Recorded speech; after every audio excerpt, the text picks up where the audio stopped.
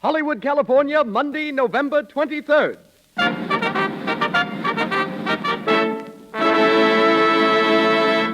The Lux Radio Theater presents Paul Muni in the story of Louis Pasteur with Fritz Leiber and Crawford Kent.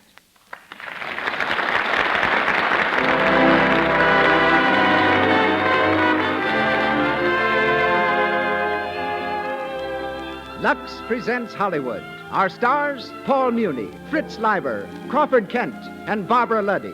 Our guests, Adrian, Hollywood's most noted designer, and William K. Howard, director. Our producer, Cecil B. DeMille. Our conductor, Louis Silvers. The makers of Lux Flakes, together with our stars and guests, welcome you all to another hour in the Lux Radio Theater.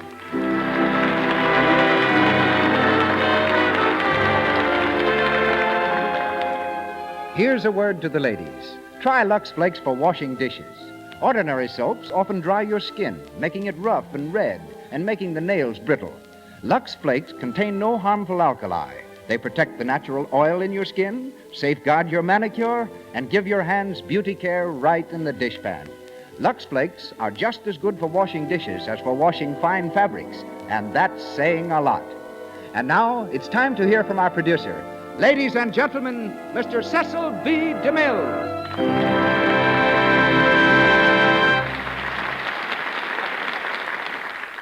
Greetings from Hollywood, ladies and gentlemen. Paul Muni is a paragon of paradoxes. Born in Vienna, he doesn't waltz. Trained in the Yiddish Art Theater, he's been playing the role of a Chinese in The Good Earth for the past 6 months. At the age of 11, Mr. Muni went on the stage in the part of a bent and withered old man. The whiskers he wore were obviously false. But he grew his own beard for the story of Louis Pasteur. And here are some sidelights on his sidelines. He plays the violin and talks to strangers for relaxation. He rehearses all his lines into a dictaphone to study his own inflections. He experiments with makeup at home and obtains material for his characterizations firsthand. In other words, if he's playing the part of a Chinese, he spends a great deal of his time in the Chinese Quarter. And if he's to be a gangster on the screen, he mingles with the gangster element. And if he's a scientist, he reads everything available on the science he's supposed to represent. It's nearly 2 years since Mr. Muni's last appearance on the air. Then, as tonight, he was heard from the Lux Radio Theater and starred in his favorite stage play, Counselor at Law. Tonight, we hear him in his favorite screenplay, The Story of Louis Pasteur. The part of Dr. Charbonnet is played by the same distinguished performer who enacted it on the screen, Mr. Fritz Leiber. Crawford Kent will be heard as Dr. Radis. Louis Silvers raises his baton to start the music as the Lux Radio Theater presents the story of Louis Pasteur, starring Paul Muni.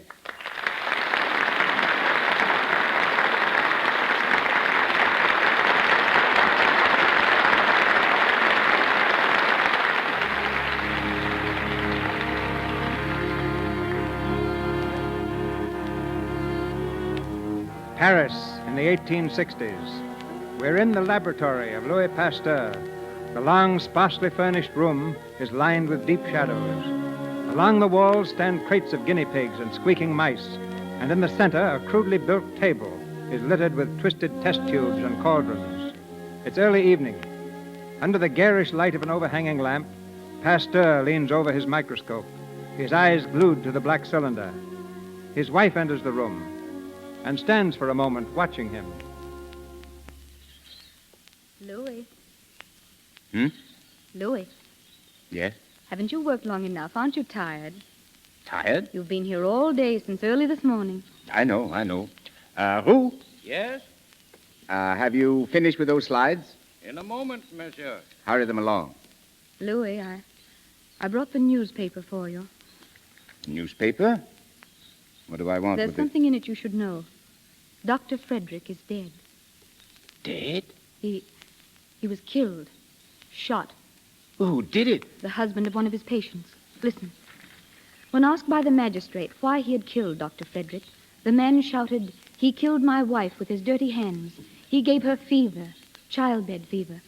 Then the prisoner produced a pamphlet which read, "Doctors, surgeons, wash your hands. Boil your instruments. Microbes cause disease." The pamphlet was signed, Louis Pasteur. My pamphlet. Louis, don't you know what it means? They're blaming you for the death of Dr. Frederick. Nonsense. They are. Dr. Charbonnet, Dr. Radis, all of them. They call you a murderer, a menace to science. And they are a menace to humanity. If they should appeal to the Emperor... Let them. The Emperor's no fool. Look at the facts, Marie. 3 out of every 10 mothers today die in childbirth. Why? Because our learned physicians are too pig-headed to realize that germs have the power to invade the bloodstream and cause disease. But, Louis, you tell them to wash their hands, boil their instruments. Still, you can't be sure. You haven't found the germ. But I will. I will. Papa, Oh, what is it, Annette? a letter for Papa. A messenger brought in the carriage. There were 2 soldiers with him. Louis. Give me the letter. It's from the Emperor. The Emperor? Then it's just as I thought. Charbonnet and Radis have gone to him. Quiet, my dear. It's not as you thought. Listen to this. At the request of the court chamberlain and the command of His Majesty Napoleon III, you are invited to a reception at the palace. Oh, Louis. A carriage will be sent for you at 8 o'clock next Thursday. A reception at the palace. Louis, what an honor. It is my chance, Marie. Radis, Charbonnet, Rossignol, they'll all be there.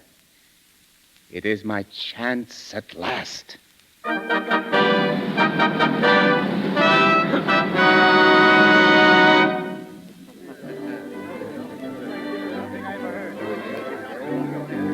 Your Majesty, this man Pasteur is not even a doctor.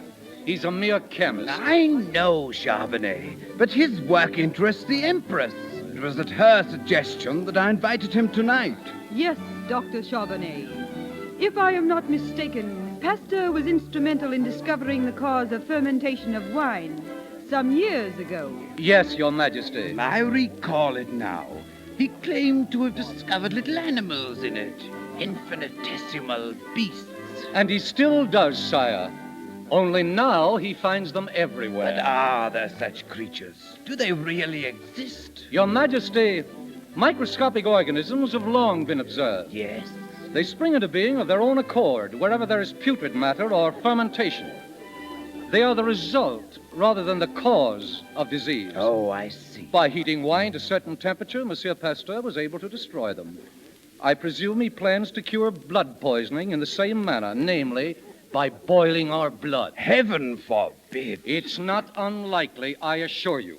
Dr. Charbonnet, I'm afraid you exaggerate. I, too, have read Pasteur's pamphlet. It says nothing about boiling blood, merely to boil the instruments you surgeons use. Madame, if I did anything so absurd as to boil my instruments or scrub my hands, they'd think I was a witch doctor resorting to charms and laugh me out of the hospital. That would be a novelty, monsieur. Most people who go to hospitals are carried out dead. Your Majesty, What is it? Monsieur Louis Pasteur has arrived, Your Majesty. Oh, yes. Show him to the East Room and ask him to wait for me there. Yes, Your Majesty. Charbonnet, find Dr. Rossignol and Dr. Radis and any others who might be interested. We'll see Pasteur together and discover for ourselves whether the man is a genius or a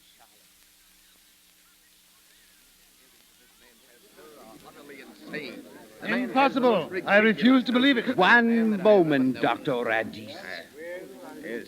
Pasteur, will you please tell us precisely what you mean? I will, sire. The hospitals of Paris are pest houses. There's scarcely a doctor in the city who's not carrying death on his hands and on his instruments. Because of microbes, monsieur? Your private menagerie of invisible beasts? Exactly. Dr. Charbonnet could see them for himself if he took the trouble to use his microscope. He could watch them multiply into murderous millions. They breed in filth. They may start from the gutters of Paris tonight and by tomorrow claim some mother from this very court. Preposterous to think that a human being could be destroyed by an animal 10,000 times smaller than a flea. It's as though an army of ants should destroy Your Majesty's empire. Listen. A young woman died here tonight. The wife of the coachman who brought me. She was your patient, Charbonnet. A victim of your bigotry. You dare? You accuse me? But that isn't the end. The woman who attended her, your nurse, will carry the infection to your next and more illustrious patient, the Comtesse Gabrielle de Villefort. Your Majesty. Stop! I've had enough. You should know better, Pasteur. The Comtesse Gabrielle is Her Majesty's sister. I regret, sire, but death knows no rank. Silence! In the preservation of wine and beer, you have been of service to France. We appreciate it. In the future, you will confine your work to that field or suffer my displeasure. That will be all. Your Majesty. That will be all, Pasteur. Good night, Your Majesty. Here, this Pasteur, say a thing like that. Get no record. Carriage, please. Yes, monsieur. Monsieur Pasteur, Yes? permit me, please. I am Jean Martel, physician and surgeon, doctor of medicine from the Sorbonne, secretary of hygiene, member of the International Society of Doctors at Edinburgh. Personally, I'm convinced that there is some truth in what you say. You honor me. Why, Charbonnet's a fool. When it comes to anything new or the least I bit beg revolutionary... your pardon. Aren't you Dr. Charbonnet's assistant? Why, yes, I suppose I am, but... It is your duty to respect him, then. Not to ridicule him. I, monsieur? Good night.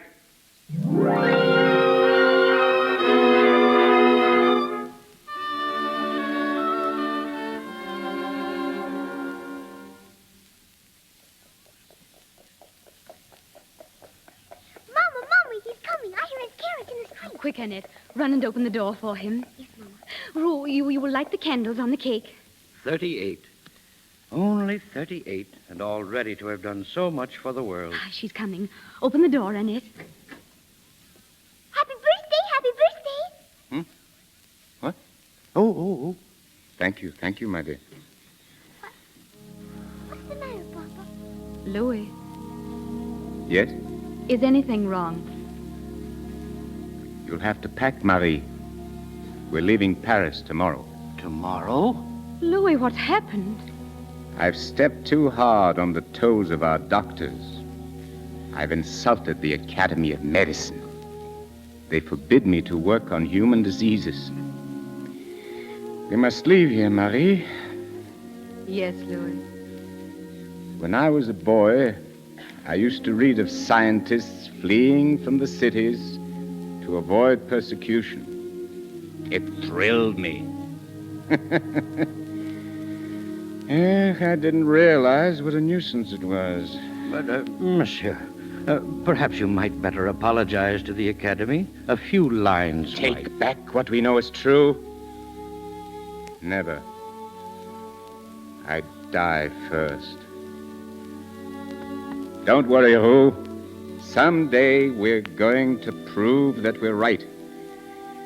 To the Emperor, to the Academy, to the world.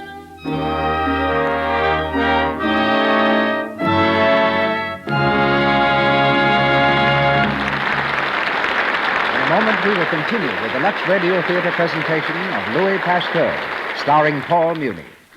But now we're going to the stockroom of Columbia's wardrobe department on Gower Street. A seamstress is taking one of her new assistants through the department, showing how and where the dresses and coats are kept. Now, over here are Irene Dunn's dresses. These are the ones she wore in Theodora Goes Wild. We might as well take the pink one out. It's got to be washed before we make it over for another picture. Washed? Why, can you wash a dress like that? Oh, yes. They were 15 days making that particular scene. And I know that dress has been washed at least 3 times. Well, I didn't believe you could wash that kind of material. Oh, my, yes. It washes beautifully in Lux Flakes. Of course, we wouldn't risk it in anything else. You see, these clothes are worth a lot of money, and we can't take chances. They've made Lux a rule here in the wardrobe department. You better keep that in mind, too. Always see that there's plenty of Lux. Now, on this side over here... All the big Hollywood studios use Lux Flakes for washing fine fabrics because they've discovered it's the sure, safe way to keep them looking like new. Lux contains no harmful alkali, and with Lux, there's no harsh cake soap rubbing. Even the sheerest materials that are safe in water alone, you can put into gentle Lux suds with perfect assurance. Try it for all your precious washables, your silks, rayons, woolens, and fine cottons. You will love the way they come out of Lux, clean, fresh, and brand new looking. And once again, Mr. DeMille.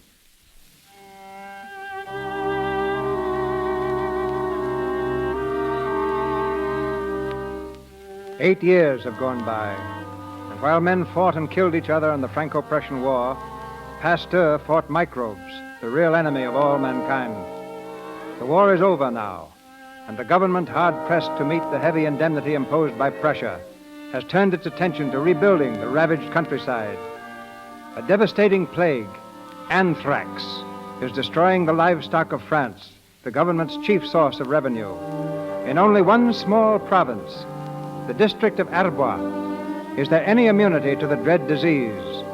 To that district are sent 2 representatives of the Academy of Medicine, Dr. Radis and Jean Martel. Their coach comes to an abrupt halt near a herd of sheep.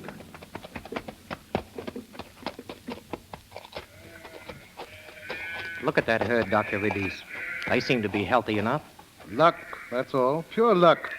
These fields have become immune. Yes, but how? Why? Oh, my dear Martel, such questions are beyond the scope of science. When you ask me how or why, I must refer you to the theologians. Thanks. I'll ask at this farmhouse first. Oh, Martel, don't waste your time. Asking questions is never a waste of time. Oh, but my dear fellow... Radis, the future of France. Our whole financial structure lies in the health of our livestock. If we're to meet our indemnity, we must have a source of income. Oh, good morning, monsieur. Oh, good morning. Good morning. I'm sorry to intrude upon you. I'm Dr. Jean Martel. This gentleman is Dr. Radis. We were sent here by President Thiers to discover, if possible, why your sheep have escaped the plague. Oh, you're quite welcome. My name is Annette. Annette Pasteur. I'm sure Father will be delighted to see you. Pasteur? Not Louis Pasteur, that chemist. Yes, monsieur. Will you come this way? Father's back in the shed vaccinating some sheep. Vaccinating? Yes, monsieur. Against the anthrax bacillus. The what? The microbe, monsieur. The germ that causes anthrax. Do you hear that, Martel? The germ. What? Oh, yes. You seem to be very well informed, Mademoiselle Pasteur. Oh, thank you. I couldn't help but know something about it. Oh, Father, there's someone to see you. Oh, good morning, monsieur. Dr. Martel and Dr. Radis. Dr. Rat. Oh, yes. So, Monsieur Pasteur, you are now the savior of the sheep, eh? Very interesting. You remember Pasteur, Martel? He's the man who was responsible for Dr. Frederick's death, you remember? He was run out of Paris. Not quite, Doctor. Oh, don't deny it, you were. And you were warned not to practice. Positively forbidden. What's that? That sheep doesn't seem to agree with you, Dr. Radis. A prophet is never without his followers, it seems. But rarely such intelligent ones. These animals know what's good for them. Perhaps you'll tell me what's good for them. I'd like to know, too. Roux. Yes, monsieur? Come here. Roux, will you try to explain to Dr. Radis just what we're doing?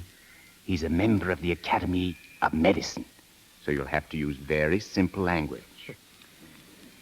We are convinced, Dr. Radis, after 8 years of experimenting, that this vaccine, when injected into the animal, will set up an immunity. Ridiculous. It would take 80 years to convince me. 80? Aren't you a bit optimistic? Well, the simple truth of the matter is that your fields are immune. It's impossible for sheep to be stricken in this neighborhood. And when I make my report to the Agricultural Board, I'm going to advise that all healthy cattle be moved to this district. No, you can't do that. I tell you, these fields are raging with contagion. They'll die by the thousands. Bah! Oh, come along, Martel. I've heard enough. Dr. Radis. Well, are you coming? No. I'm going to stay. Very well. Get on. Still disobeying your superiors, eh, Dr. Martel? Why, I didn't think you remembered me. At the palace. The night I told the Emperor Comtesse de Villefort would die. You were right. She did die. Charbonnet's never forgiven you. It's a pity. May I ask why you want to stay? I'm no longer an idle courtier, monsieur. I work for the government. My job is to help the farmers of France. So, well, if you don't mind, I'd like to work with you, monsieur. Annette. Yes. Come here, dear. Ask your mother if we have room for a guest. Oh, yes, I'm sure we have.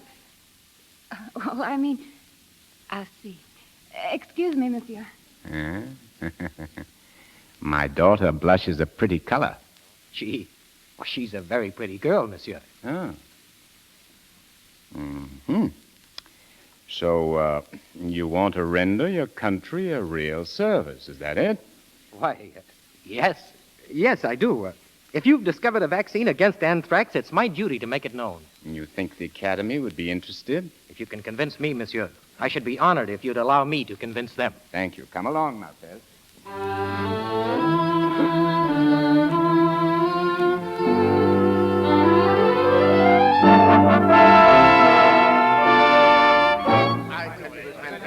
Perfectly ridiculous. Anthrax is incurable and unpreventable. Order!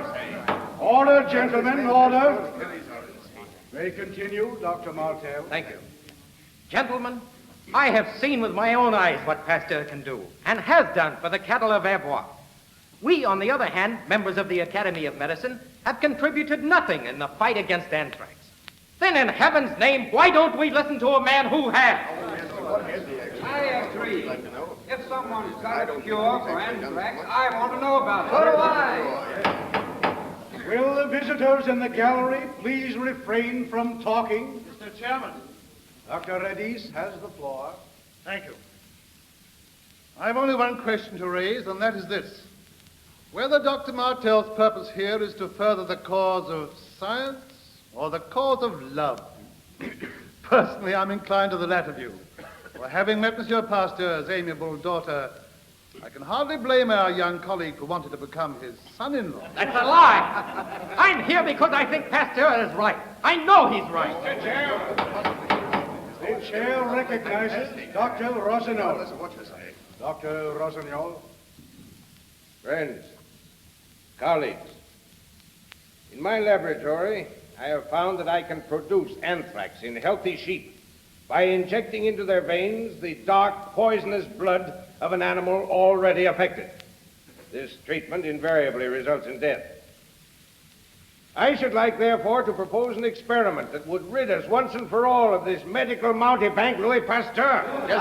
What's your plan? Gentlemen, let us take 50 normal, healthy sheep, 25 of which will be vaccinated by Monsieur Pasteur. The other 25 will remain as they are. I shall then infect all 50 sheep with anthrax by the method I have just explained. And I defy any man or any vaccine to save a one of them. Yes, Bravo. That would be a fool to do it. Why, he wouldn't dare. Mr. Chairman, Dr. Charbonnet. I agree with Dr. Rossignol's experiment. We all agree. And we dare Dr. Martel or Louis Pasteur to try it. We dare him. Monsieur, I accept. Are you Louis Pasteur? I am. I've enjoyed listening to your discussion from the gallery here. And I repeat, I accept your challenge, Dr. Charbonnet.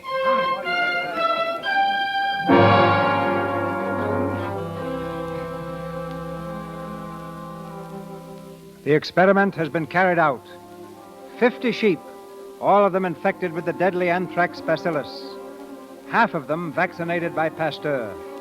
Will Pasteur's sheep live? Will the vaccine immunize them against anthrax? From all the world over come scientists to witness the experiment. They mingle with the peasants in the fields at Arbois. Suddenly a cry goes up. The unvaccinated sheep are dead. Then another cry, which heralds the success of the experiment. Pasteur's sheep are alive. They have resisted the disease. Anthrax has been conquered. The vaccine worked! It worked! The vaccine worked! Well, Dr. Rossignol, are you convinced? Alive. All of them. Why, it's almost unbelievable. Monsieur, I offer my apologies. Annette! It worked! At last, it's a triumph, monsieur. Yes, and for you too, my boy. Congratulations. For me? I'm not wrong, am I, Annette? Well, Jean and we're going to be married, Father. Well, I thought so. The day he arrived, I thought so. Monsieur Pasteur. Yes? May I congratulate you, sir? I've come all the way from Edinburgh to watch this experiment. Thank you, thank you. Thank you, monsieur. My name is Lister. Lister? Dr. Lister? I feel it a great honor to be present. The honor is mine, monsieur. I'm well acquainted with the work you're doing on antiseptics. Thanks to you and your brilliant leadership.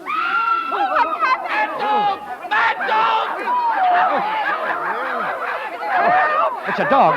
There's a mad dog loose. Jean, take Annette to the carriage, quickly. A man has been bitten. They've shot it. Yes, too late. Take him to the blacksmith. Take him up there. To the blacksmith. To have a red-hot iron burned deep into his flesh. Oh, poor fellow. All the doctors in Europe couldn't do more for him. If he doesn't get rabies, even after the cauterization, he'll be very lucky. To die of rabies. And yet, there must be a way, a cure. There must be.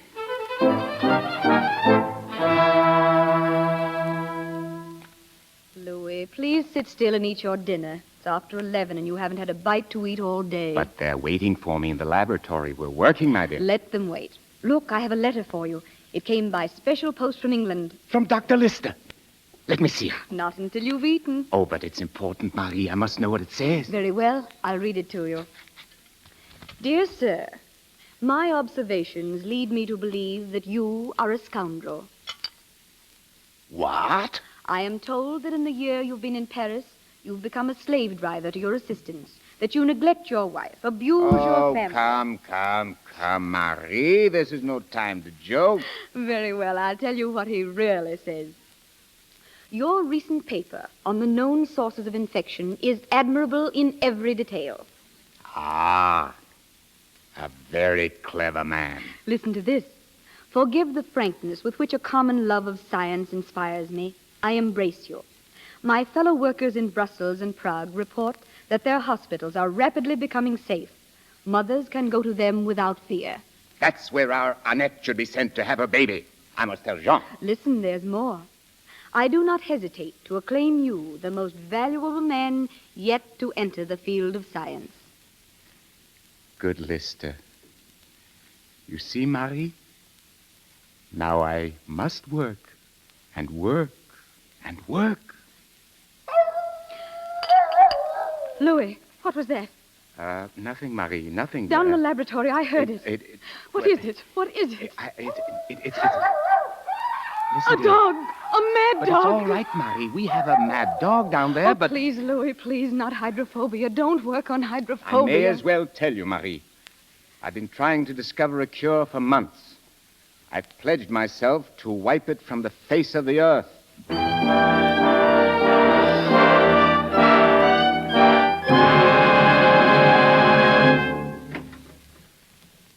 Come in, gentlemen. Come in. Thank you, Dr. Pasteur. Thank you. I'm afraid I haven't enough chairs.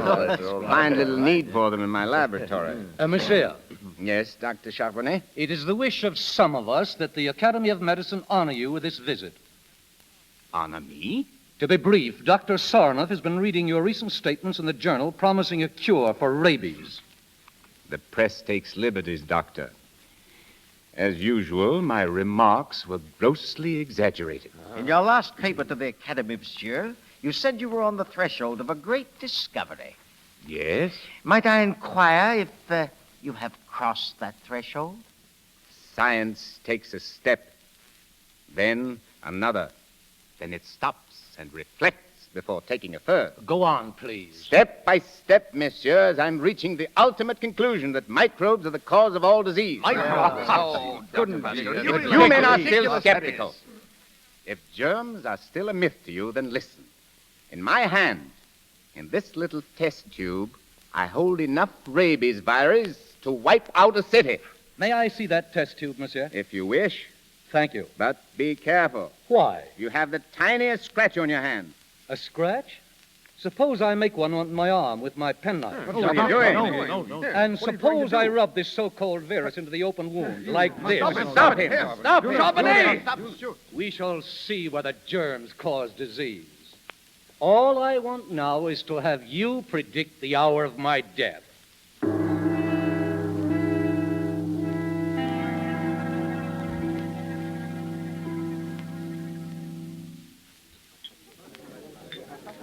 There's Charbonnet now, sitting at the table. He seems to be enjoying his beer, too. Strange for a dead man, eh? Well, Charbonnet, how do you feel today? Very well, Dr. Radis. And you?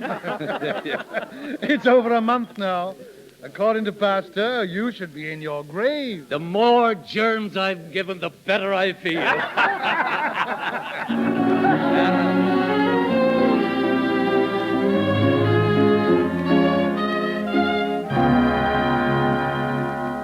Pasteur, I've come to warn you about Charbonnet. You can't afford to be made ridiculous. The work you're doing is too important. I wish it were important, but it isn't. Yes, but well, you seemed so confident the day we were here. I still am. Every animal that was vaccinated with the contents of that test tube died, except Charbonnet. For some reason, he was able to resist the disease. Why, I don't know. Are you sure it was the same tube? Positive. It was the only specimen I had. You may have let it stand too long. You told me once that germs grow weaker, less virulent with age. Wait. It might be. Come into the laboratory. Who? Marcel. Monsieur. Who? How old was that virus when Charbonnet rubbed it into his arm? 14 days. And when was it last used on a rabbit, Martel? Why, about a week before, I believe. A week? Are you sure? Wait a minute, wait. Here's the record. 9 days, to be exact. There's your answer, Rossignol. There it is. It must be. It's the only conceivable explanation. Well, do you think by allowing the virus to AIDS that you were able to render it harmless? Not harmless, but weak. Weak enough for the system to overcome. Well, even if that's true, it won't help you any. When a man's bitten, he gets the germ full strength. Precisely. But suppose we start with a 14-day-old virus that's no longer deadly. Suppose we inject it into a healthy animal, and day by day, as nature builds up his resistance, we increase the doses with stronger, fresher samples until he's able to withstand the actual disease as we find it in the world at large. Would he not then be immune? No, impossible. It would never work. If the first injection didn't kill him, the second would, or the third. Martel. Yes, monsieur. Where are those tubes you've been preparing? Right here. They're all in order. Each one is dated. Here we are. 14 days. How many dogs have we left? 10. Are they well? Healthy? In perfect condition. They've never been exposed.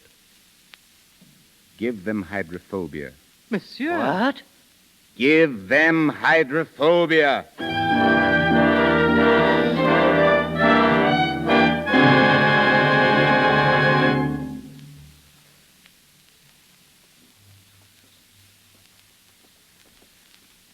"14 days. Injections every day, Rossignol, and all of our dogs are alive and well." Yes, you've made them immune. Absolutely. And if it hadn't been for Charbonnet, we might never have discovered this treatment. Poor Charbonnet. Little does he know that he's been our favorite guinea pig. Louis, Yes, Marie? will you come into the sitting room? There's a doctor to see you. A doctor? He brought a woman here and a little boy. I'd better go with you, Pasteur. Yes. Come along. Oh, Mother. Oh, hush, dear. Good evening. Monsieur Pasteur? Yes? This is Dr. Rossignol. Good evening, Doctor. I'm Dr. Pfeiffer. I apologize for not giving notice, but we've come all the way from Alsace. This is Madame Meister. Her child is a patient of mine. My little boy. My little Joseph. Good evening, Joseph. Good evening, monsieur. The boy was bitten. I've done all I could, but that isn't very much. Should he develop Oh, you hydrophobia, can help him. They told us you could. Give me your hand, little fellow. Here. Don't be afraid. How long has it been? 11 days. You cauterized the wounds? Not right away. Must have been 24 hours. It's a long time to wait. Does that mean I'm going to die? Of course it doesn't. Little boys don't die. They have too much to live for. I know he won't live. I know it. Last year it was our neighbor's child, and now... Be quiet. What has that to do with yours? Oh, save him.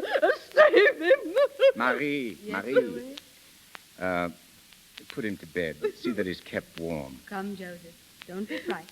We'll go upstairs, shall we? Thank you. This way, Madame Meister. Is there anything you can do, monsieur? I don't know. I'm just experimenting. I have hopes, but I don't know. You're quite sure the dog was rabid, Dr. Pfeiffer? Beyond a doubt. I made the test myself. The first symptoms shouldn't appear for at least 2 weeks. We might have time to produce an immunity. Monsieur, I implore you, Don't if this... misunderstand me. My treatment has saved dogs, 10 of them. But I haven't the faintest notion what effect it would have upon a human being. If I failed, it would mean prison. Perhaps the guillotine. Since death is the only alternative for the boy, I'd be willing to try anything. Wouldn't you, Dr. Rossignol? No, I'm sorry. I can't agree. Much as I admire Pasteur's accomplishments, nevertheless, where human life is at stake, I'd hesitate a long while before going contrary to the best medical knowledge. Which, in the case of hydrophobia, is to let the patient die. We do what we can. We administer drugs and sedatives. Is there a single cure on rats? I'm not arguing for it. I'm merely pointing out what the accepted treatment happens to be. To embark upon a new course is always dangerous from a professional point of view and would be doubly so for Monsieur Pasteur, who is not a doctor and could expect no support from the medical profession. But in this For case... his sake, therefore, I strongly advise that nothing irregular be attempted. Good evening, gentlemen. Monsieur Pasteur, you're not going to listen to him, are you? A dog is one thing, but a human life, I don't know. Well, if you change your mind, don't hesitate to call me.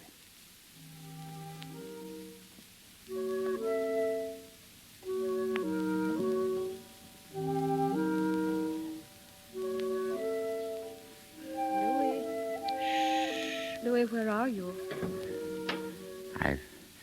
I've been in to look at the boy. That syringe in your hand. What were you doing with it? Quiet, Marie. That boy, he's so young.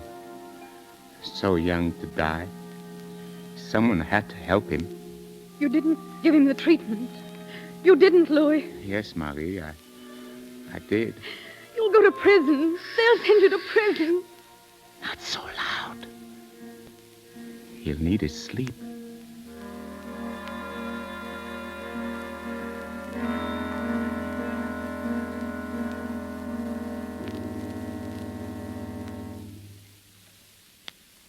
We pause for station identification. This is the Columbia Broadcasting System.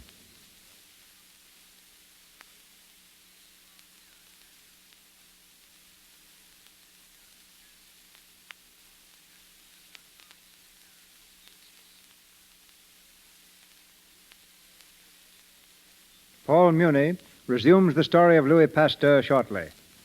In a few weeks, American audiences will see what is reported to be the finest picture ever made in Great Britain, called Fire Over England. Yet the ball of fire responsible for it is an American, William K. Howard of United Artists Studios, who was borrowed from Hollywood to direct it. It was just 10 years ago that I met Mr. Howard at Paramount. He joined me later at the Mill Productions and has since directed films at Fox, Metro-Goldwyn-Mayer, and Paramount, turning out such hits as White Gold, Transatlantic, Rendezvous, and Mary Burns' Fugitive. It was Mr. Howard who directed Paul Muni's first picture, The Valiant. Ladies and gentlemen, William K. Howard.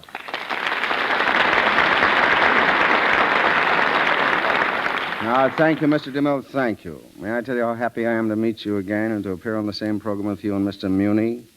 May I congratulate you upon the success of that brilliant picture, The Plainsman, yours, that I had the pleasure of seeing last week. Thank you, Bill. Thank you. Nice to hear you referring to my directing Mr. Muni in The Valiant. That was an interesting experience because, well, Mr. Muni's first picture was almost his last. You see, the producers stopped production almost before it began. I'm sure that Paul recalled the first line he ever said in any motion picture. It was, "I've just killed a man." And the producers thought that this speech would kill the picture and kill Muni. But the picture went on, and Paul Muni emerged, the great screen personality that he is today. Very interesting, Bill. But please tell us something about England. Is it true what they say about the tea over there? I knew that was coming, C.B., and here's the answer. Tea is almost as important to British production as the film itself. It goes something like this. One stops production for tea at 10 o'clock in the morning, then one stops production again for tea at 4 in the afternoon, and then one goes to the country for the weekend to rest up. But seriously, C.B., it would be absurd for us to dismiss British film production as a factor in our business. They're enthusiastic, they're aggressive, they are determined. They've tasted success with such pictures as Henry VIII, The Scarlet Pimpernel, I Was a Spy, 39 Steps, and they're going ahead in the hope of enjoying more of that success, which until now has been particularly ours. You sound to me like Paul Revere shouting, "Here come the British." Not at all, C.B. I'm shouting, "Here come the Americans." If you could have been with me last summer in London, you would have seen Marlene Dietrich, Sylvia Sidney, Edward G. Robinson, Anne Harding, Henry Fonda, all making English films. I'm sure you'd have thought you were in your own studio. London films are using the best British talent they can secure and the best American talent they can buy. They're going ahead, and I assure you they're a factor to be reckoned with. I was right. You are Paul Revere. You talk like a man who's taking the next boat back. Not the next boat, C.B., but next summer, surely. You see, when I'm directing, I'm generally in a fog anyway. I want all the sunshine I can get. And you know those London winters. Good night, C.B. Good night, Bill. Good night.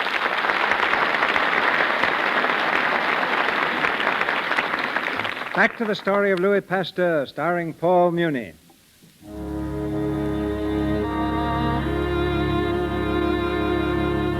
Three days have passed, and the little boy Joseph is still alive. Pasteur, torn with anxiety, looks years older. His shoulders droop and his step lags. He's also worried about his daughter, Annette. And as he enters the living room, he sinks exhausted into a chair.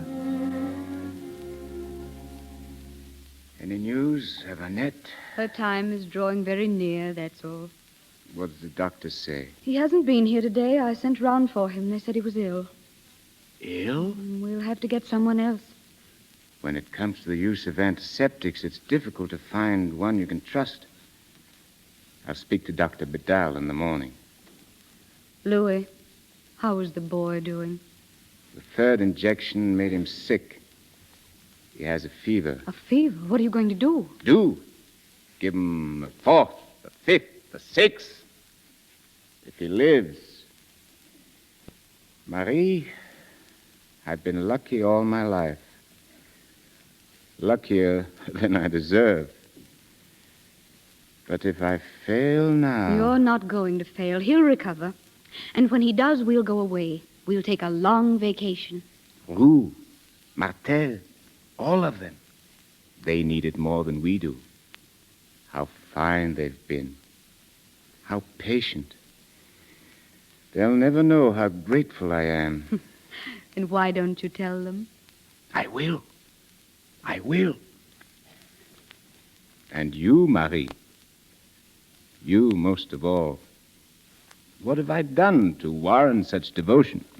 Do you remember what you said when you asked me to marry you? You said, there's nothing in me to attract a young girl's fancy, but those who have known me very well have come to like me. Did I say that? Was I really that vain? And you knew better, too. You were looking in a mirror when you spoke. Madame Pasteur. Yes, what is it, Cecile? Annette, madame. The coachman has just come from her house. She wants you. So soon? And Dr. Leclerc is ill, Louis. Go to the house. I'll find a doctor and meet you there. Hurry, Marie.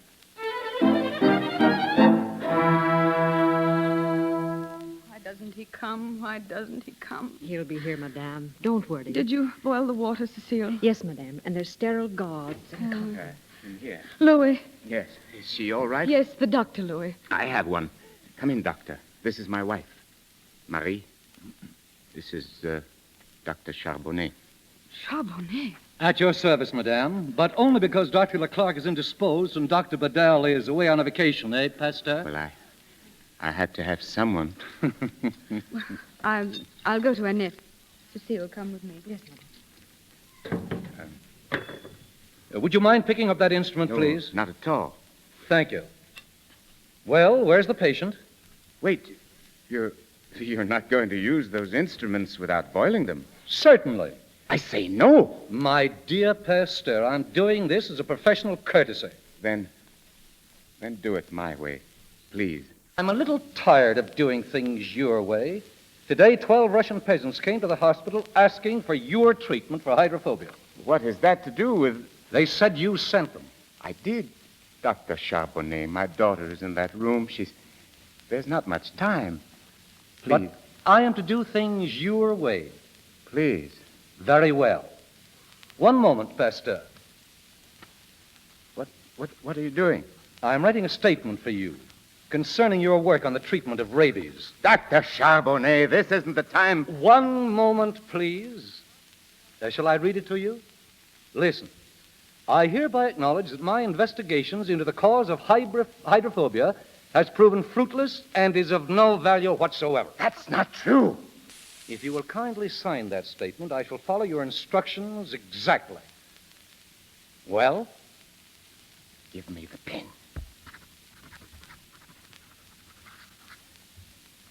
Thank you, monsieur. If I live another month without developing hydrophobia, I shall feel justified to publish this note in the leading scientific journals of Europe. Take off your coat. Of course. Now, roll up your sleeves and wash your hands. Here. Wash them thoroughly. To the elbows. What's in that basin? Don't worry. It's just a little chloride. It won't hurt you. There you are. Now, you'd better use the brush, too. Yeah, the brush. Oh, very well. That's right. Cecile, Yes, monsieur? take these instruments, put them into boiling water, and keep them there until Dr. Charbonnet asks for them. Yes, monsieur. Well. Well, I think my hands are quite clean now. There's a towel at your elbow. Thank you. Yes, are you ready? Except for my bag. Oh, here it is. Don't touch it. What? Put it down! Your hands! You've spoiled it now. You'll have to wash them again. See here, you're making a fool out of me. I've brought hundreds of babies into the world. Do as I say. This is ridiculous. Yeah. Thoroughly. Wash them thoroughly. Now, hold them up high. Touch nothing but the patient. Doctor. Yes, Marie. My daughter is ready now, Dr. Charbonnet.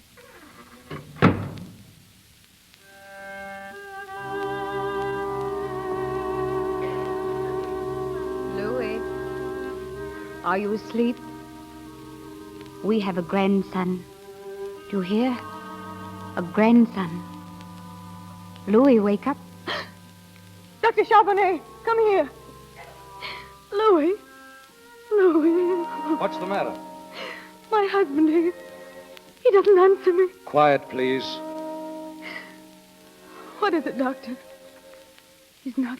No. He's had a stroke.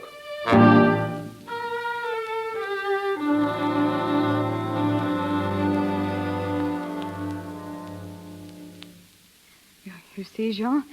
He's opening his eyes. He'll be all right now. Marie. Yes, Louis. I'm here. My left side is paralyzed. Only slightly. It isn't serious. When did it happen? A few days ago. A few days? You were more tired than anything else. I have no fear of death, Marie. No fear. Oh, Jean. The Meister boy. How is he? He's doing splendidly. Thank God. Thank God. And the Russians, were you able to help them? No, the hospital refused to allow our treatment without permission from the academy. Permission was granted this morning, but too late. 3 of them died yesterday. Horribly. Let me up. I must go. Louis, please. Let me up. How many are left? 19, but it's no use. It's hopeless. If our efforts can save one, it will be worth it. Help me up, someone. Get me dressed. Order the carriage. I'm going to the hospital. Faster, man. Faster. Спасибо. Patient number 6, first treatment. 14-day-old virus. Give it to him, Roux. Yes, monsieur. Patient number 7, fourth day. Any change? Not this morning. Continue treatment 11. 11-day virus. Patient number 8. Monsieur Pasteur, Oh, good morning, Dr. Charbonnet. I've been watching your patients, monsieur. They're doing very well. Yes, indeed. Even better than I hoped. Charbonnet, I didn't thank you for delivering my grandchild. You've been ill, monsieur. I'm sorry. Perhaps this note will speed your recovery. Note? The statement I asked you to sign. I'm giving it back to you. No. A bargain's a bargain. There is your note, monsieur. I was wrong. And now I ask you for one thing more. Yes? I want the Pasteur treatment for hydrophobia.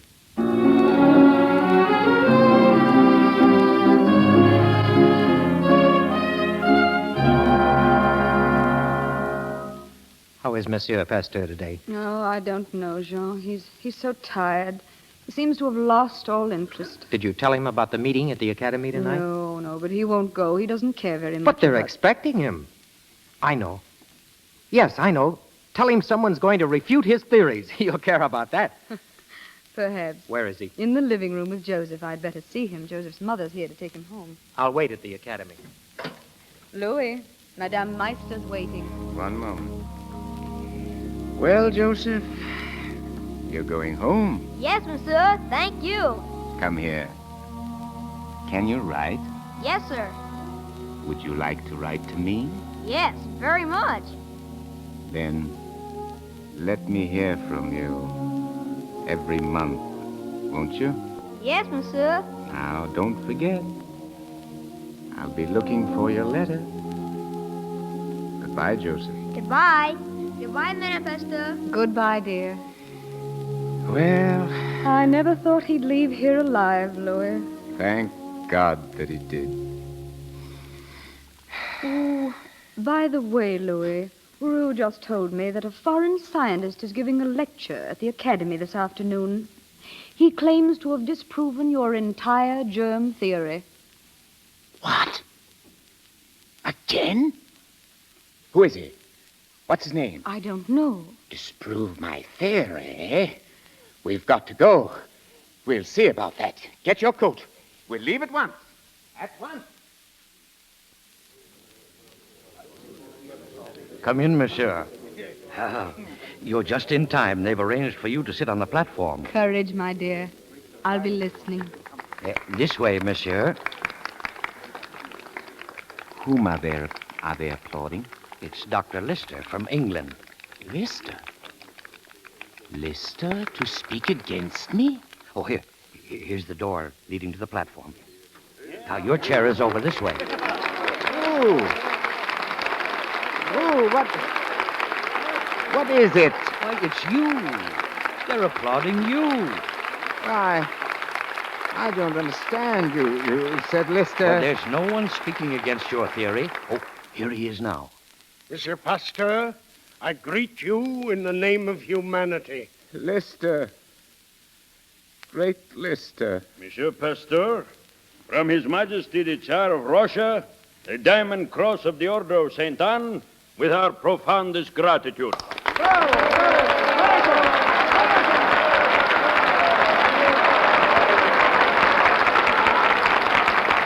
You young men, doctors and scientists of the future, do not let yourselves be tainted by a barren skepticism, nor discouraged by the sadness of certain hours that creep over nations.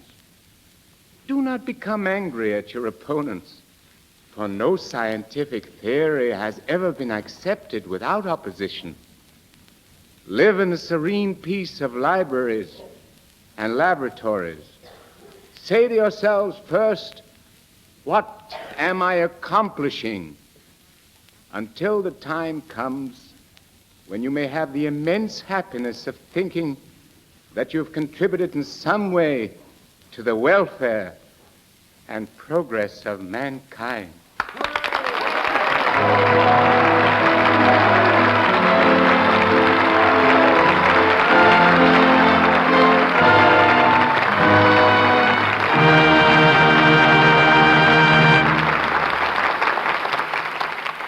And so we end the last chapter of Louis Pasteur. Paul Muni, however, returns to us in a few moments. There sits a king in Hollywood whose scepter is a pencil and whose subjects are women the world over. His realm is fashion, and in this sphere, his name, like Abu Ben Adams, leads all the rest. I refer to Adrian. A few years ago, when I went to Metro-Goldwyn-Mayer, I brought 3 associates with me. Mitchell Lyson, now a Paramount director, Joel McRae, now a United Artists star, and Adrian. And there he's remained, dictating styles by designing clothes for such fashion pacers as Greta Garbo, Joan Crawford, Jeanette MacDonald, Myrna Loy, and Norma Shearer. Ladies and gentlemen, Adrian.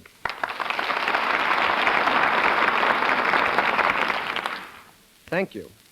The best advice I could possibly give any woman who wants to dress well is summed up in 2 simple words. Be yourself.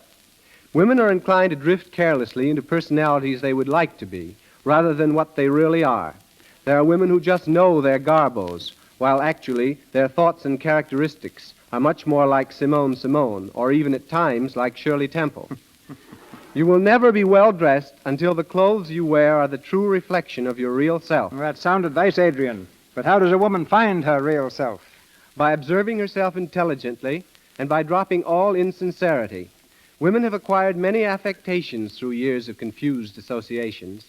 When they can push all that aside, they will see themselves simply, they will dress simply, look smart, and be attractive. Is it your opinion, then, that women should not be influenced by what they see on the screen?